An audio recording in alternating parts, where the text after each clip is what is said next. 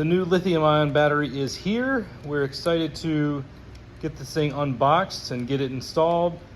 I guess I'll show you what all came with it. Let me get to cutting this thing open with my box cutter here, and we'll see what we have. Got the top undone. This thing is packaged pretty well. Got these corner protectors here. Just gonna toss these down. Get each of those. We've got some foam on top. There it is. Let's go around here. Check it out from this side. So Vevor golf cart battery. We've got all the goodies and stuff in here. There's an instruction booklet. Looks like all the cables. There's the onboard charger, I believe. Yep, that's the charging unit. So yeah, got all sorts of stuff. I'm gonna have to go through this and play with it, see what all we have. Some hardware. That looks like the charging cable that goes to the outside.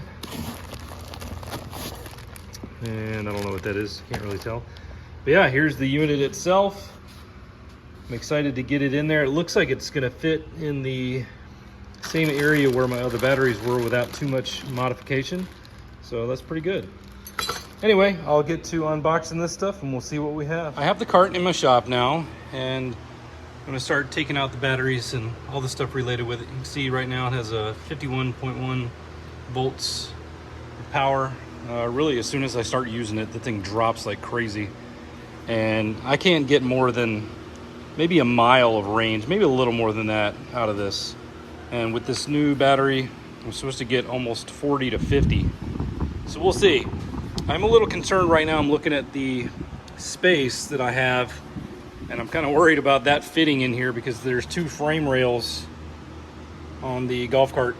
I do think that I might be able to rest it on that frame because the height of this, as you can see right there, is lower than where the seat comes down. So I think I should be able to do that. But we're gonna find out. In any case, it's going in there somehow. So I'm gonna get these batteries out and trace where all these wires that are hooking up to it, what they're for and all that, and see if they're still needed.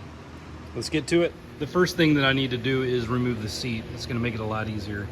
And you've got these little hinges right here on each side. All you have to do is lift this up and then pull it out. So for those of you that don't know how to get that off there. To make things a little easier when I go to hook everything back up, I'm just gonna take some masking tape, and I have a little pencil here, you can use whatever you want.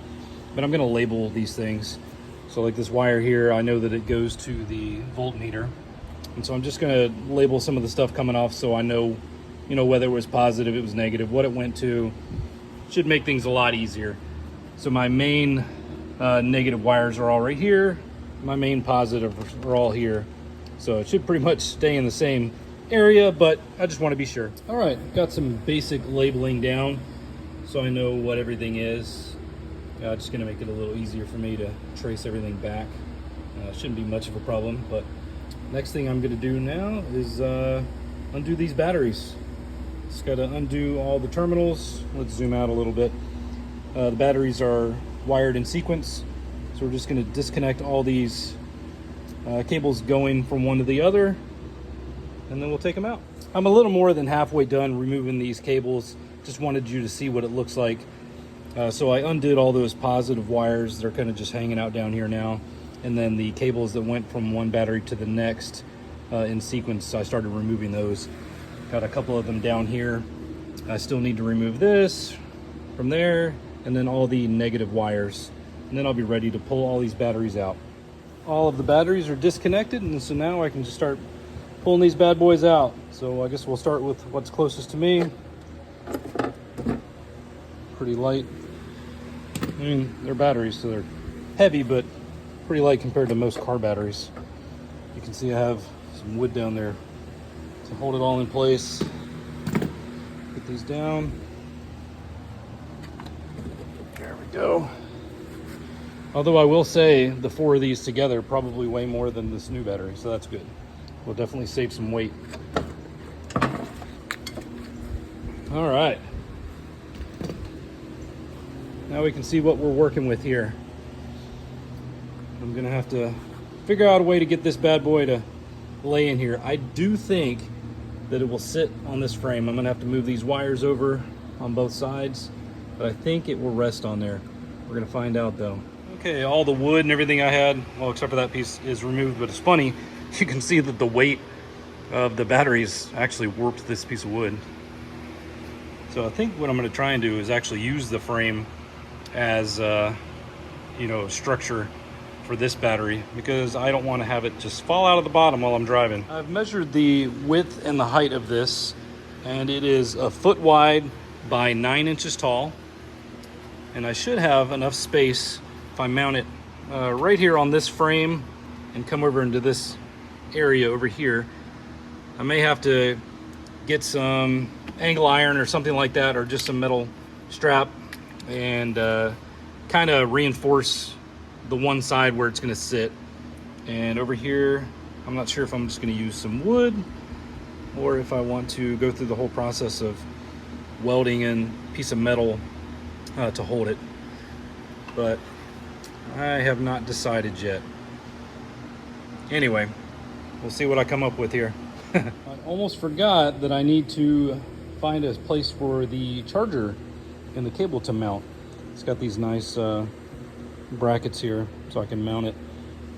In fact, I might just go over on that other frame over there, although it might be kind of a bear getting through there, so I might just decide to go on the other sides here, or maybe even make just a nice piece of wood with some self-tapping screws or like lag bolts or something like that to hold it into the frame, and then mount that to the piece of wood. And that's what's going to allow me to charge it without plugging in to this area down here. All right, decisions. Bear with me here. Right now I'm going through here to see if there are any wires I'm not gonna need. And I have decided that, I'm gonna zoom out a little bit, I'm not going to need the charger because I have my own charger now. So this has main positive wire coming over here to the batteries, and then it has this loom that has looks like a fuse on it, and then one wire that just goes back to itself. So I'm going to disconnect all this, and it'll clean it up a little bit. I'll probably just find somewhere to tuck this out of the way instead of messing with it all, in case I decide to take the battery out and make this back to stock if I ever decide to sell it or something like that. So yeah, I'm just going to get to this. It's got a couple nuts on there, and this other one connects to itself, and yeah, this one goes here. So yeah, just do those and I'll be good. I removed the charging port, and I'm gonna figure out a way to adapt that into this hole. We'll see what I can do. I was left with this wire coming off, and I'm probably just gonna find somewhere nice to tuck it in there and just zip tie it to the frame. And then I'm left with this nice clean area here. Any of the wires that you see are gonna end up being hooked back up to the battery, so not too worried about where they're sitting right this second. All this stuff will move out of the way, so I've got this wide area to use for the frame. And I do believe that I have enough slack on both the positive and negative side so that the wires are going to be able to reach without me having to modify them. But we're going to see here in just a minute when I place the battery in. I do need to relocate my voltage reducer, and honestly it's just zip tied on there, so this shouldn't be a big deal. I'll probably just move it down to the frame down here, and that is just so that all my accessories that work off 12 volts can work properly, because they don't work on 48 volts. That would damage them. So you just go from one side of the battery to the other and it should work. However, I don't know how it'll work on this, so I might not even be able to install this. I guess we'll find out. So scratch what I just said. I'm being dumb. That's a voltage reducer. So it's going to take the 48 volts and reduce it down to 12 volts for my accessories. So sorry, brain fart there. Should work just perfectly. Here is the first test fit. I've got it sitting on this frame here, sitting on the other one too. It looks like it's above the opening, but I put the seat in there and it does not touch. So now I think, excuse me real quick while I walk around, and I'm gonna try and figure out how to mount it right here. It's sitting right up against whatever that is, like a fuse box or something. And we are just past the frame over here. So I got to figure out how I'm going to keep it from moving, sliding around, because it weighs over 100 pounds. But positive signs here. You can see that it is below. So this is good. And I have it right in the middle, so the weight's distributed. I'm not going to have to worry about it being really heavy on one side, not on the other. All right, let me do some math. I might have to enlist the help of my wife, the big brain. She's a college math professor, so she can figure this out quicker for me than my poor little brain can do. I'm going to take a quick break from trying to figure out this mounting issue. I can't decide whether I want to have it go this way or maybe even tuck it down into this hole and go longitudinally or vertically. I'm not even sure which way that would be. Anyway, I'm just going to hook everything up real quick to make sure it works. Got the wire for the display that's going to go here. It's going to connect there, and I'll have the screen just hanging out over here so I can see it. Then the charger has positive and negative leads that'll hook up to here. And then I'll grab these positive wires, hook them here. And then the negative wires are already hanging out over here. It looks like there's plenty of space for them. So I'm just going to try everything out and make sure it works. Well, I just hooked up the positive wires, negative wires, got the display cable, and hooked it up to the little screen here that tells me, it says I have 52%. And so what I'm going to do now is just plug in this charger to the wall and confirm that I have power. So let me do that real quick. I plugged it in, and you might not be able to hear it, but I have the little fan going on it, just plugged into my wall here. The light is on the battery, so I'm assuming that it's working because it also says charging on here instead of standby. So we're just gonna let this sit for a few minutes and see if it changes. Right now it says it's getting 19.2 or 8, 53 volts. It says 2 hours, 33 minutes to full. All right, cool. So while this is all doing its thing, I'm gonna try and figure out this mounting situation because I don't want it to slide around in here. All right, wish me luck. Okay, I'm about halfway done mounting the battery. I decided to just use some wood boards going across. I then use some, some metal strap that goes all the way across. I have the mounting tab from the battery screwed into that, then this into the wood, a couple screws into this wood that's going through all that. And I need to do something over here because this is higher than that. And so I want to add a piece of wood in there that's the right size. And yeah, but right now this thing is in here sturdy. It's not going anywhere. That's what they always say, right? So we'll go to the other side and check it out. Excuse all the mess, but I've got this one screwed in too. Then I'm just going to do the same thing here and we should be good to go. I'm also debating on just doing another piece of strap going there because there's only a slight gap between this and the frame.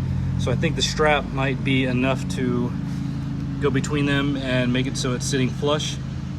And then I can just use some lag bolts or screws to go through there into the frame. Anyway, we're almost done. I'm getting closer and closer. I have mounted the voltage reducer and the charger. Now I'm gonna have to run the line or the wire for the monitor underneath the cart, and I'm probably going to mount it down here so I can look at it from there. I don't want to drill any holes into this dashboard. It's plastic, I'd rather not crack it, but I can use some self-tapping screws and go in there. But right now this thing's working the way it should. It's charging 93%. It's been charging for about an hour or so. But this is in nice and sturdy. Like I said, I've got those installed. I have not tried to see if the cart will move yet. I was waiting until I was done charging. That way I don't accidentally go too far or pull the cables while it's hooked up. But yeah, it's coming along nicely. I think I should be driving this thing here in about 20 minutes. I decided that I'm gonna mount the display underneath my dash here. So I drilled a hole for the wire to come through after I run it underneath the golf cart, come up through dash. And then you can see there's some daylight where I can come through. Some little holes right there. And then I will use some self-tapping screws to mount right there. Sorry, missed it. Right there, the wire's gonna come out, plug into the back of that, and we will be good to go. I'll go under real quick and show you how I'm routing the cable for the display. I have it going along the frame rail here. I'm going to zip tie it just like these other wires are and secure it. And I'm going up through the wheel well, and I'm gonna pop in underneath the dash back over where all these other wires are. You can see a zip tie. See if I can get my finger right there. I'm gonna pop in right there, go behind the glove box, which is right here, and I should be able to connect to the gate. I ran it through. You can see I came through right here and went in there. I'll tidy that up a little bit when I'm done here in a second. But got the charger, and look, it just hit over 100%. So we are ready to test this thing out. All right, let's get the seat on, see what we can do. I have everything hooked back up, and I believe everything is clear from the path of the golf cart. Let me move some of this junk real quick. Let's just toss over here. I'm just gonna go ahead and test to see if this moves at all under its own power. I'm gonna go forward instead of backwards, because when you go out of my shop, it drops down about 6 feet. So let's get in here, turn on the key, see what happens. Okay, got the key, got it on, got it in forward, nothing. Let's make sure the battery is on. Turn this off real quick. That did the trick. There's a button on the battery. I guess it automatically turns on when you charge it. But let's see, is it gonna move? Yes, sir. Whoa, a lot of torque too. Let's check out the display. I can't really see it, so I think I'm gonna have to move that. Excuse the finger there. Sweet. It's a little hidden when I'm sitting right here. I can see it, but not great. So I'm probably gonna move it out just a little bit. Not a big deal. Anyway, I appreciate you guys staying with me while I swapped to a lithium ion battery here in my Club Car DS. This is a 98, by the way. So it should work from like 1982 to 2000, something like that. Not exactly sure, but wasn't really a hard install. Just use some wood and stuff. I need to tuck that up right there. But yeah, battery works well. It's got good power, and I'm saving a little bit of weight because these other batteries weighed about 50 pounds more total than this did. So you guys have a good one. I'll talk to you later.